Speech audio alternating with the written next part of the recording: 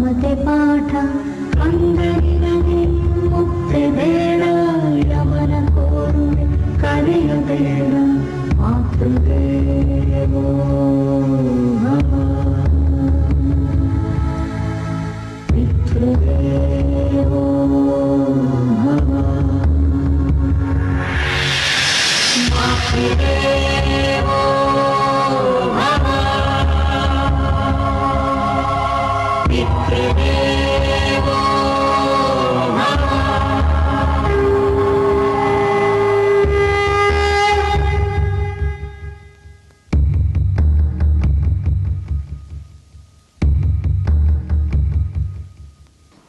ಹೂವು ನಿನ್ನ ತಂದೆ ತಾಯಿನ ಸೇರಿಸ್ತು, ಈಗ ಅದೇ ಹೂವು ನಿನ್ನ ಮನೆ ಸೇರಿಸಿದೆ.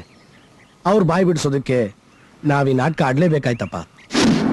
ನೀರು ಕೊಡು ಅಂದ್ರೆ ಬಾವಿನೇ ತೋಡೋ ಸ್ನೇಹಿತ, ಉಸಿರಾಗಿರೋ ಹೆಂಡ್ತಿ. ನೀವು ನನ್ನ ತಂದೆಗೆ ಅನ್ಯಾಯ ಮಾಡಲ್ಲ ಅಂತ ನನಗೆ ಗೊತ್ತು. ದಿಕ್ಕಿಲ್ದವನಿಗೆ ದಾರಿ ತೋರಿಸಿದ್ರಿ, ಪ್ರೀತಿ ಕಾಣ್ದವನಿಗೆ ಕೈ ಚಾಚಿ ಕರೆದ್ರಿ. ನಿಮ್ಮ ಮನೆ ಮಗ ನಾ ಬಂದಾಯ್ತು.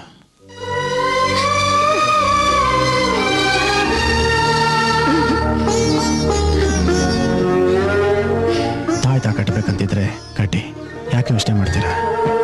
ಹೆಂಗೆ ಗೊತ್ತಾಯ್ತು? ನಿಮ್ಮ ಗುಂಡಿಗೆ ನನ್ನ ಗುಂಡಿಗೆ ಪಕ್ಕದಲ್ಲೇ ಇದೆ, ಕೇಳಿಸಲ್ವಾ?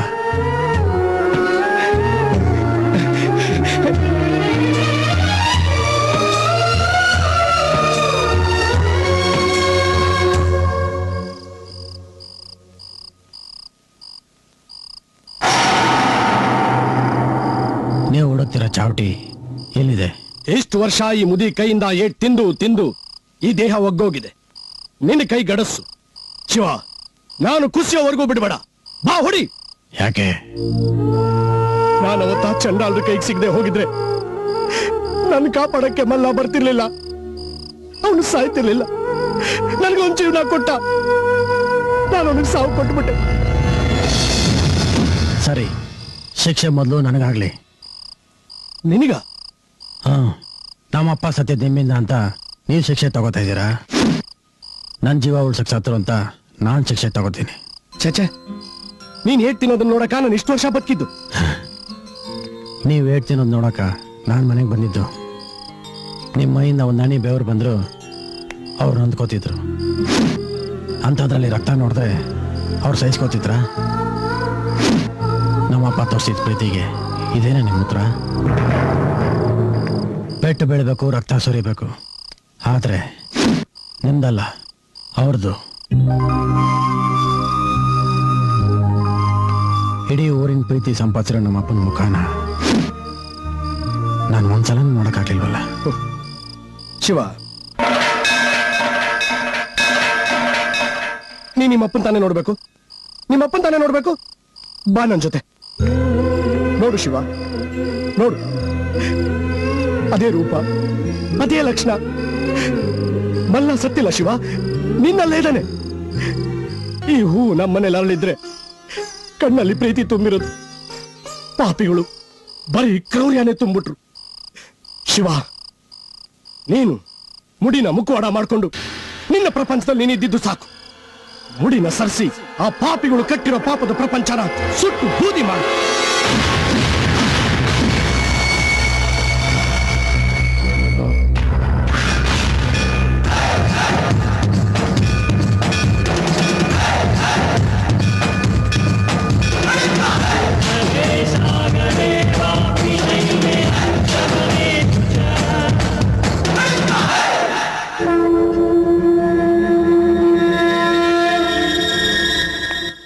ಶಿವ ಕಾಲಿಟ್ ಕಡೆ ದುಷ್ಟರು ಇರಬಾರ್ದು.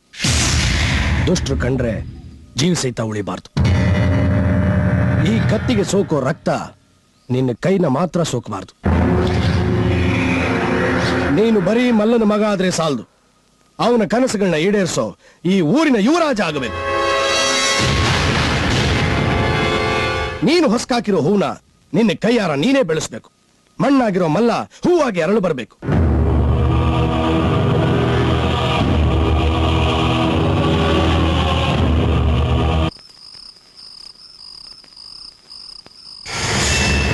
ರಕ್ಷಣೆಗೆ ಸೈನ್ಯ ಕಟ್ಟೋ ಬದಲು ಒಂದು ಸೈನ್ಯನೇ ನುಂಗ್ ಹಾಕೋ ಕಾಡು ಮೃಗನ್ ತಯಾರು ಮಾಡಿದ್ವಿ. ಈಗ ಅದೇ ಕಾಡು ಮೃಗ ನಮ್ಮ ರಕ್ತಕ್ಕೆ ಆಸೆ ಪಡ್ತಾ ಇದೆ. ಯೋಚನೆ ಮಾಡಬೇಡಿ ಸಾವುಕಾರ್ರೆ. ಸುತ್ತಹಳ್ಳಿಯಿಂದ ನಮ್ಮನ್ನೆಲ್ಲ ಕರೆದು ಗುಡ್ಡೆ ಹಾಕಿದಿರಾ. ಅವ್ನು ನಿಮ್ಮನ್ನ ಏನು ಮಾಡಕ್ಕಾಗೋದಿಲ್ಲ. ಆನೆ ಬಲ ಏನು ಅನ್ನೋದು ಅದ್ರ ಕಾಲಡಿ ಸಿಕ್ಕಾಕೊಂಡ್ರೆ ಗೊತ್ತಾಗೋದು. ಕೆಲಸ ಅಷ್ಟು ಸುಲಭ ಅಲ್ಲ. ನಿಮ್ಮ ಗುರಿ ಅವನನ್ನು ತಡೆಯೋದಲ್ಲ, ಕೊಲ್ಲೋದು.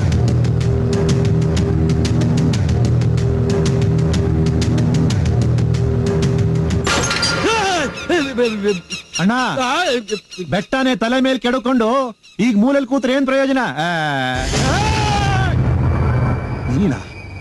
ಲೋ ಲೋ ಲೋ, ನಾವ್ ಚೂಪ್ ಮಾಡಿದ ಕತೆಗೆ ನಾವೇ ತಲೆ ಕೊಡೋ ಹಾಗೆ ಮಾಡ್ಬಿಟ್ಟಿಲ್ಲ. ಬೆಂಕಿ ಕೈ ಇಟ್ರೆ ಒಂದ್ ಬೆಟ್ ಮಾತ್ರ ಸುಡಲ್ಲ, ಇಡೀ ಕೈಯೇ ಬೆಂದ್ ಹೋಗುತ್ತೆ. ನೀನ್ ಮಾಡಿದ ತಪ್ಪಿಗೆ ನಾವೆಲ್ಲ ಅನುಭವಿಸ್ಬೇಕು. ಲೋ ಲೋ, ಮೊದಲು ಹಾಕಿದ್ಕೆ ಮುಚ್ಚ. ಕಾಲಿಗೆ ಬಿದ್ದು ತಪ್ಪಾಯ್ತು ಅಂತ ಕೇಳೋಣ. ಅನ್ನ ಹಾಕಿದ್ದಕ್ಕೆ ಬಿಟ್ಟು ಬಿಡ್ತಾನೆ. ನಾವು ಹಾಕಿದ್ದ ಅನ್ನ ಅಲ್ಲ, ವಿಷ ಅಂತ ಅವನಿಗೆ ಚೆನ್ನಾಗಿ ಗೊತ್ತಾಗಿದೆ. ನೀನೇನು ಯೋಚನೆ ಮಾಡ್ಬೇಡ. ಆಚೆಗೆ ಸಾಕಷ್ಟು ಜನ ಸಿದ್ಧ ಮಾಡಿದೀನಿ. ಅವನ್ ಏನೇ ಮಾಡಿದ್ರು ನಮ್ಮವರೆಗೂ ಬರಕ್ ಸಾಧ್ಯ ಇಲ್ಲ. ಲೇ, ಕೋಲ್ ತೋಳ್ ಬಂಡೆ ಹೊಡೆದ್ರೆ ಬಂಡೆ ಮುರಿಯಲ್ಲ, ಕೋಲ್ ಮುರಿದೋಗುತ್ತೆ. ನಾವ್ ತಂದಿರೋದು ಕೋಲಲ್ಲ, ಗಡಾರಿ. ಅವನಿಗೆ ಒಳಗ್ ಬರೋಷ್ಟು ಧೈರ್ಯ ಇರಬಹುದು, ಆಚೆ ಹೋಗುವಷ್ಟು ಆಯಸ್ಸಿಲ್ಲ. ಯಾರದು?